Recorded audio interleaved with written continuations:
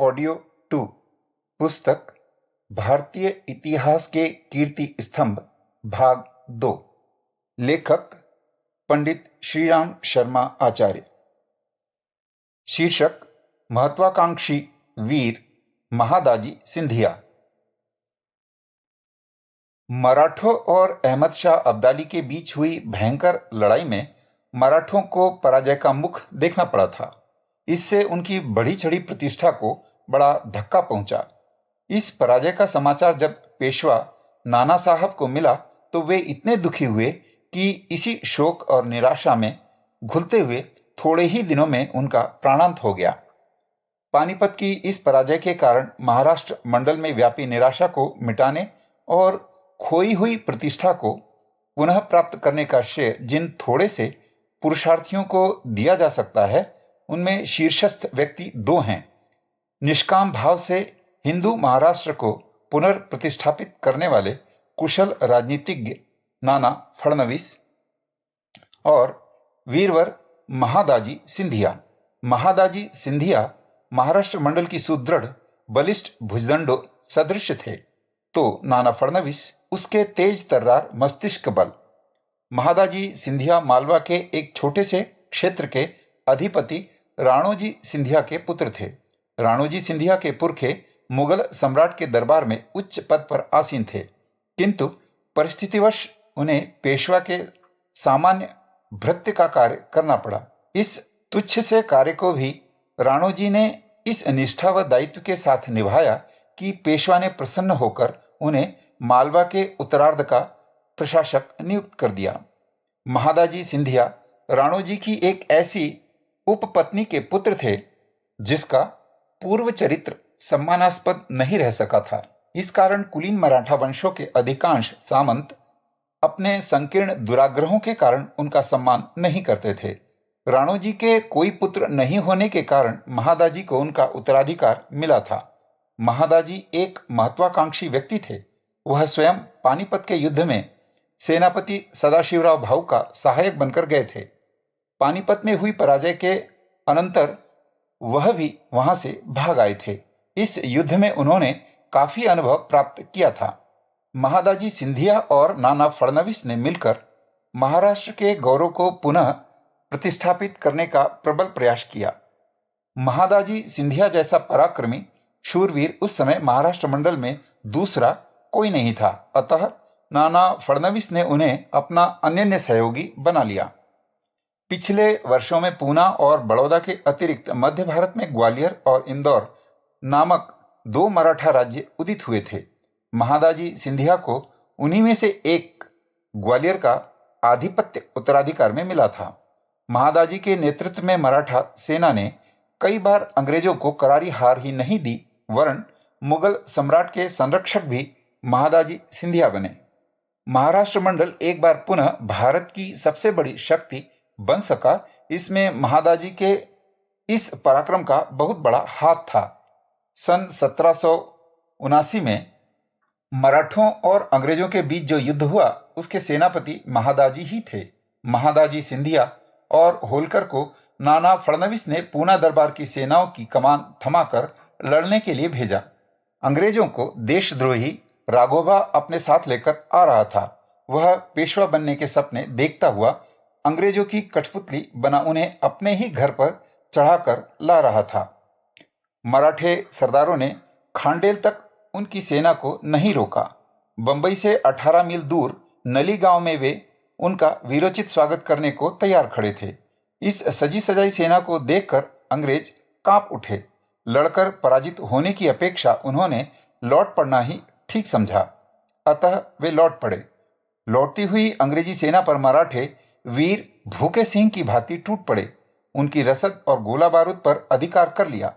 चारों ओर से अंग्रेजी सेना को घेर लिया गया और उन्हें आत्मसमर्पण के लिए विवश कर दिया। मजबूर होकर उन्हें अपमानजनक संधि करनी पड़ी। महादाजी वीर थे, पर वह नाना फडणवीस की तरह दूरदर्शी नहीं थे। न वे निष्काम भाव से राष्ट्र सेवा करने के व्रती थे, वरन उनकी व्यक्तिगत महत्वाकांक्षाएं भी कम बढ़ी चढ़ी नहीं थी।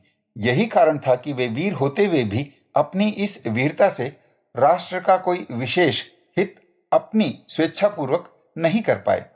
नाना फडणवीस उसकी वीरता और युद्ध कौशल का सदुपयोग समय समय पर राष्ट्रहित में करते रहे थे, पर महादाजी के हृदय में उन उच्च भावों की अपेक्षा व्यक्तिगत महत्वाकांक्षाओं का अधिक स्थान था।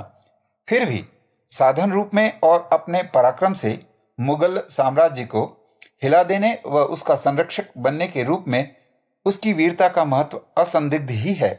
महादाजी की इस व्यक्तिगत महत्वाकांक्षा के मूल में एक कारण यह भी था कि उसे अन्य मराठे सरदार राणोजी की उपपत्नी के पुत्र होने के कारण असम्मानित दृष्टि से देखते थे और वह महाराष्ट्र मंडल के हित से अपने व्यक्तिगत हित को ऊपर स्थान दिया करते थे। महादाजी की इस महत्वाकांक्षा को समाप्त किया जा सकता था यदि उनकी वीरता और पराक्रम के अनुरूप उन्हें मान दिया जाता। महाराष्ट्र मंडल के सूत्र संचालक नाना फडणवीस अवश्य उन्हें वह मान देते थे जिसके वे अधिकारी थे। नाना फडणवीस ने उसकी भूलों को समय समय पर सुधारा भी। बंबई के युद्ध में हुई विजय के पश्चात संधि की शर्तों के अनुसार 2 अंग्रेजों को महाराष्ट्र मंडल में बंधक रखा गया था। नाना फडणवीस ने यह गौरव महादाजी को ही दिया कि वह उन दोनों का निरीक्षण करें तथा उन्हें अपने अधिकार में रखें। राघोबा को अंग्रेजों ने संधि की शर्तों के अनुसार महाराष्ट्र मंडल को सौंप दिया था। उसके नियंत्रण का दायित्व भी महादाजी को भी सौंपा गया। कर्नल गाइड ने महादाजी पर अपना जाल फैलाया, उन्हें प्रलोभन दिया कि वह उसे महाराष्ट्र मंडल में सबसे प्रमुख बना देगा।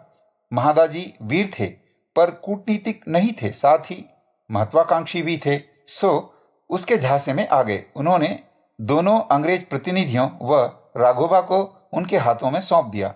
महादाजी सोचते थे कि ऐसा करने के कारण अंग्रेज उनसे अलग संधि करेंगे, पर कर्नल गाइड ने ऐसा कुछ नहीं किया, वरन उसने सिंधिया के सैनिकों पर छापा भी मारा। इस चूक से भी वे सबक नहीं ले सके।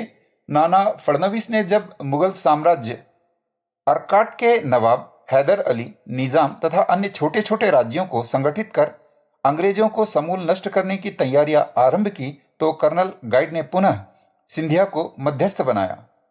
सालबाई की संधि इसी मध्यस्थता का परिणाम थी। महादाजी यदि बीच में नहीं पड़ता तो बहुत संभवतः उस समय सांप्रदायिक मतभेद भुलाकर एक हुए भारतीय राजागण अंग्रेजों को सदा के लिए बाहर निकाल देते। हैदर अली तो पहले ही इसके लिए तैयार बैठा था, पर सालबाई की संधि ने उस संभावना पर पानी फेर दिया। यहाँ नाना फडणवीस भी चूक गए थे। वे महाराष्ट्र मंडल की ही बात न सोचकर सारे भारत की सोचते तो ऐसा न होता। इन भूलों के करते हुए भी इतना तो मानना पड़ेगा कि वह वीर और पराक्रमी थे।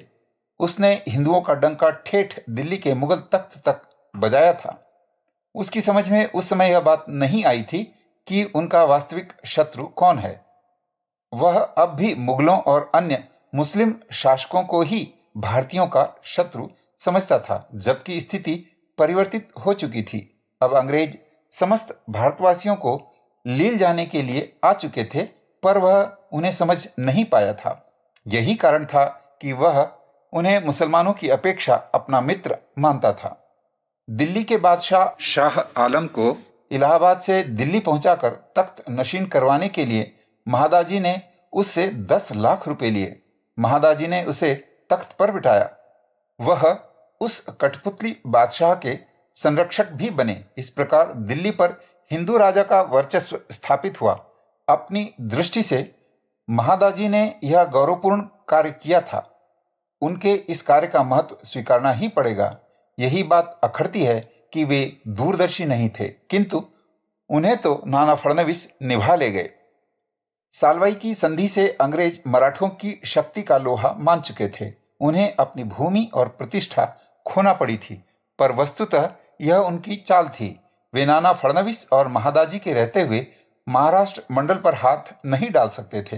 अतः इस संधि के माध्यम से उन्होंने अपना बचाव किया था। उस समय तो यह महादाजी को गौरवपूर्ण लगा था और इस संधि से प्रत्यक्षतः मराठों का प्रभुत्व बढ़ा ही था। इस संधि के उपरांत 1782 में वे दिल्ली पहुंचे। दिल्ली पर महादाजी का बड़ा प्रभाव था।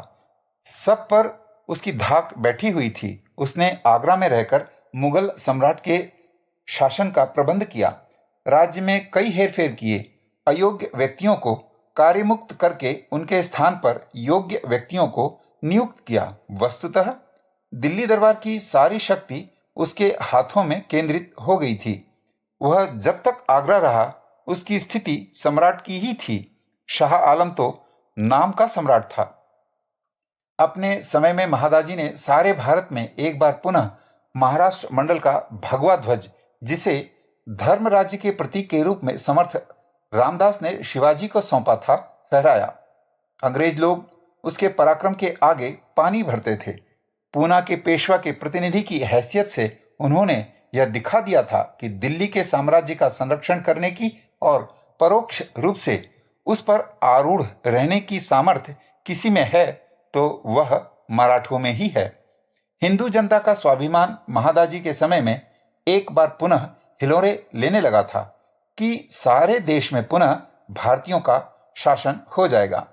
1772 में उन्होंने इस आशा को चरम शिखर पर पहुंचा दिया था। दुर्भाग्य से अगले ही वर्ष उनका देहावसान हो गया। समय के चाणक्य नाना फडणवीस का चंद्रगुप्त महादाजी चल बसा, उनका हाथ टूट गया। इस वीर की मृत्यु से महाराष्ट्र मंडल की जो क्षति हुई उसे पूरा करने वाला फिर कोई नहीं मिला। अपनी वीरता और अदूरदर्शिता के कारण महादाजी का जीवन आज भी सीख बना हुआ है। वीरता ही पर्याप्त नहीं होती, उसके साथ निष्काम राष्ट्र भावना व दूरदर्शिता भी आवश्यक है।